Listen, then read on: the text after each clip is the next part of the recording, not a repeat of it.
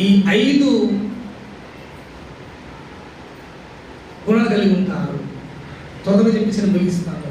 మొట్టమొదటి గుణం ఏంటంటే నిజముగా క్రైస్తవులు దేవుని వాక్యాన్ని ఏదో చదవాలంటే కాదు కానీ శ్రద్ధగా చదువుతారు. దేవునికి స్తోత్రం, హల్లెలూయా. గమనిస్తున్నామా?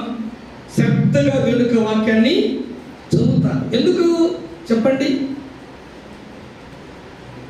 దేవుని మాట వాక్యం. మనిషి రొట్టె వల్ల మాత్రం జీవించడు కానీ దేవుని నోటి నుంచి ప్రతి మాట వలన మంచి జీవించగలుగుతాడంటుంది అన్నమాట. మత్తయి 4:4. గమనిస్తున్నామా?